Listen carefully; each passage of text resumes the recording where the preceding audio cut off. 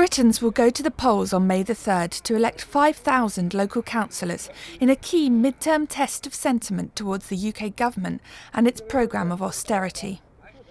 Each of the three main parties faces its own hurdles. The Conservatives have fallen rapidly in the opinion polls after a series of negative headlines on last month's budget. Many voters have abandoned their coalition partner, the Lib Dems, criticising them for compromising on manifesto promises. And the opposition Labour Party could still fail to attract dissatisfied voters because it has not yet convinced the electorate that its leader, Ed Miliband, has what it takes to lead. The council in Derby, in the East Midlands, is a key battleground where each of the three main parties has a chance of winning. Both David Cameron and Ed Miliband came to Derby to launch their local election manifestos. When Mr Cameron was here, he promised a flat-out, full-throttle fight and said that his budget, much maligned by the media, would actually prove popular on the doorstep.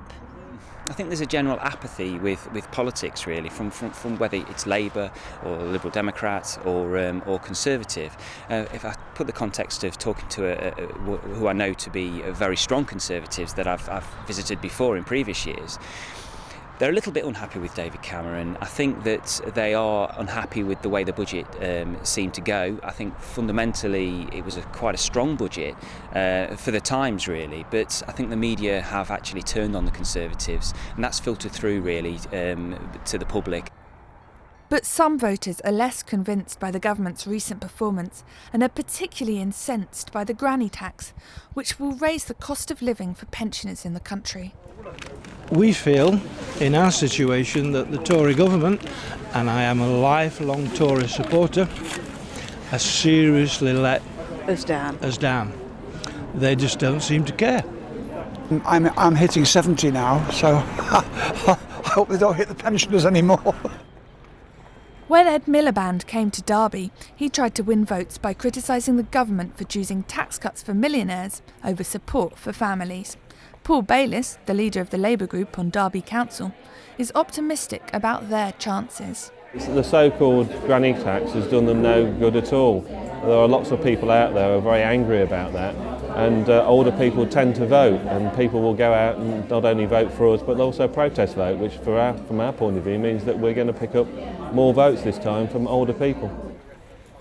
However, many voters still have bad memories of 13 years of Labour government and have yet to be won round by Ed Miliband's performance in opposition. You get more infighting in the party because there's no true leadership going on, and I don't feel that Miliband has really, stamped his foot in terms of his leadership. Unfortunately, where do I vote? I can't go to a Labour government that is swinging at the top of a ladder without a rope. It hasn't got an idea where it's going and what it's doing, which leaves minority parties. To vote for a minority party, I might as well stay at home and save the diesel. Voters may be dispirited with the main parties, but Labour is still expected to gain seats. We would expect the Conservative Party to lose seats right across the country. And we expect the Labour Party to win somewhere between 500 and 600 seats. That's the general expectation of analysts. If they win a lot fewer than that, that could be seen as a poor night for Ed Miliband. And it's very interesting the way the Conservative Party are trying to spin this in advance. They're focusing all attention on London, where they hope Boris Johnson, the Conservative candidate, is going to win, and also on the possibility that the Labour Party could lose control of Glasgow, one of its west of Scotland strongholds, to the Scottish National Party. The local elections will be a key test for all three parties, but it may be that as the votes come in, neither the Tories, the Liberal Democrats or the Labour Party can convincingly claim to have won. Hannah Kuchler, Financial Times, Derby.